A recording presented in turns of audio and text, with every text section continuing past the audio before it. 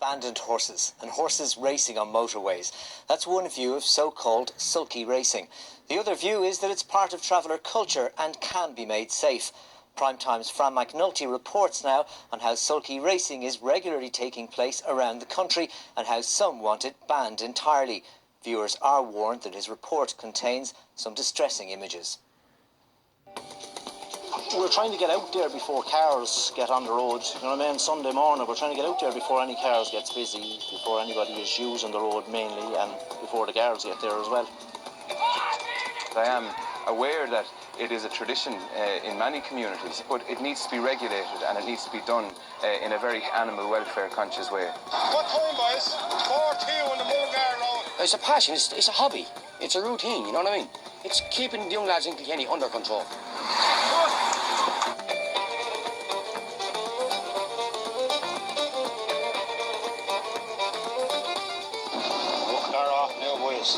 Butterfly versus Big Show.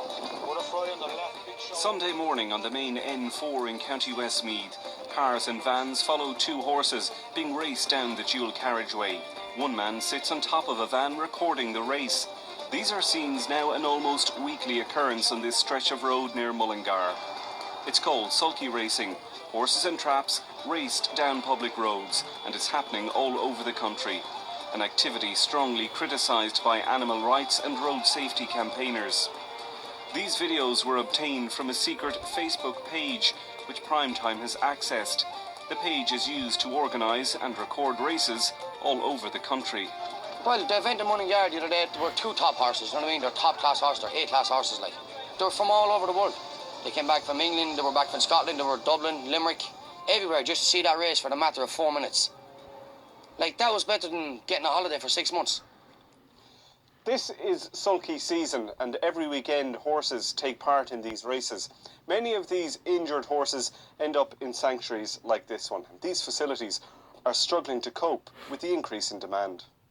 It's a growing problem, and every year we seem to get more injuries in from sulkies. Horses that have badly injured knees, horses that have had their whole faces pulled off them, wrong bits in their mouth, and I think emaciation is probably the biggest problem. And swollen fetlocks from galloping on the road. A lot of them, their joints just don't stand up to clattering on the roadways. Some of the animals that end up in the care of the ISPCA and other charities suffer horrific injuries. Those that survive are nursed back to full health, like Falcon, poorly looking in these pictures after he was taken in.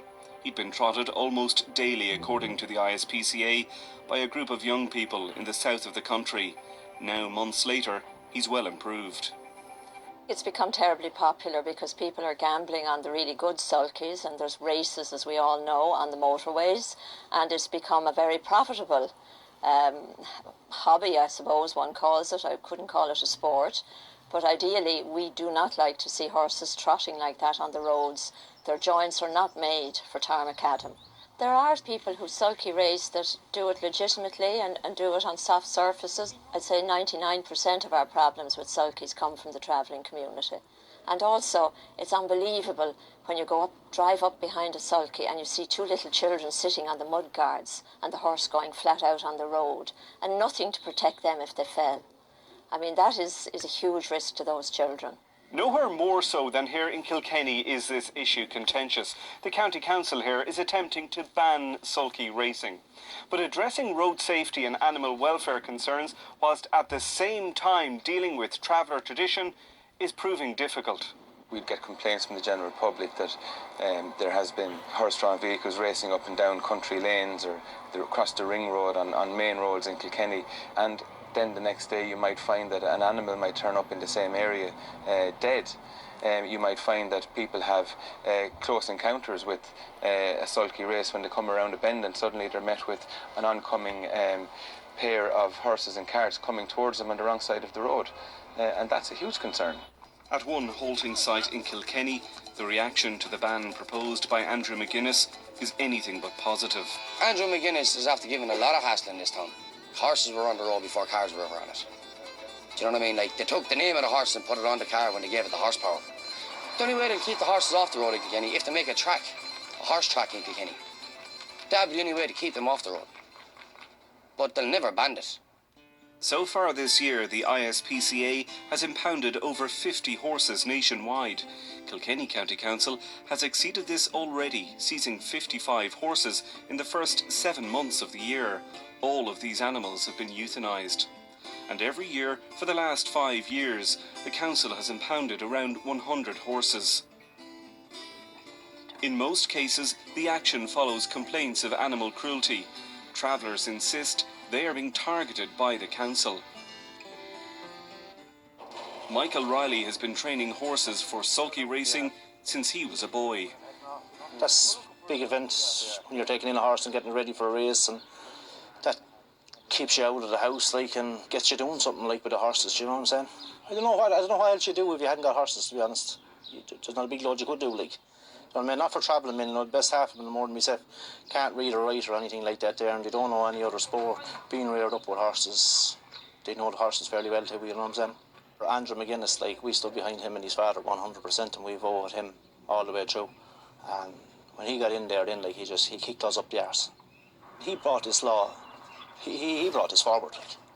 Being anti-traveller, like, it's a nice way of saying, get the travellers off of the road with the sulkies. I have worked very closely with the travelling community. I'm certainly not targeting them. This is a public safety issue, and I would have no problem with this type of race happening in a very regulated way to ensure the animal welfare, safety and the safety of the general public. Primetime has filmed with many young people across the country who clearly have a passion for horses and treat them well. But there's another side too. On many pieces of waste ground in the capital and in other locations, we have filmed horses in need of water, food and shelter. In some cases, receiving a standard of care which could not be deemed acceptable. The proposed ban on sulky racing in Kilkenny aims to address many of these issues. Road races could take place, but only under special licence. The bylaws also contain a ban on grazing horses in public places and outline basic standards of care. They also require horse owners to have land leased for a minimum of 11 months. The standards and the bars they're setting is just way too high. And it comes across that they're just trying to set it that way that people won't be able to meet the standards and therefore they won't be able to keep horses. It's just an unfair bylaw.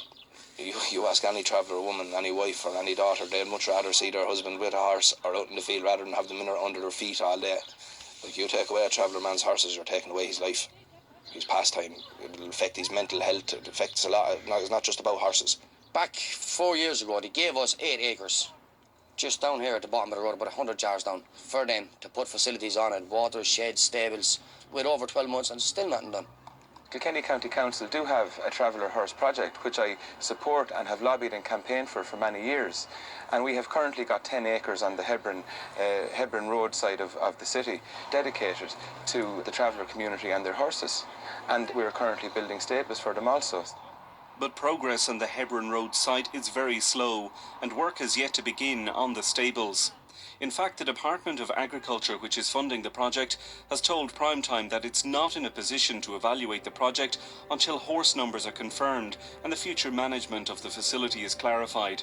The department has said it has sought details and is awaiting a response from the County Council. Just across the road from the site for the proposed horse facilities, local travellers train and keep their horses. Accusations that animals are being mistreated are flatly rejected. We have everything for our horses here. We have the passports, we have books, we have everything from. If anything goes wrong with our horses, they have our details, they have everything, they can just come straight back to us. My horses, when they're on the road, they're either getting ready for to be raced or fit to be raced. They're not neglected in no way. A horse can be sick and you might not know. Some horses might not be able for pressure. It could be just sudden death syndromes like as it happens. It's not the end of the world that a horse will die. Do you know what I mean? The big thing of it is when the horse is left there on the side of the road. It only takes 4 to 5 men like to drag a horse up into the horse box and you bring it to somebody that'll dispose of it for you. But figures released by Kilkenny County Council indicate that a considerable number of dead horses are being abandoned or dumped every year. In the last 5 years, 69 dead horses were found.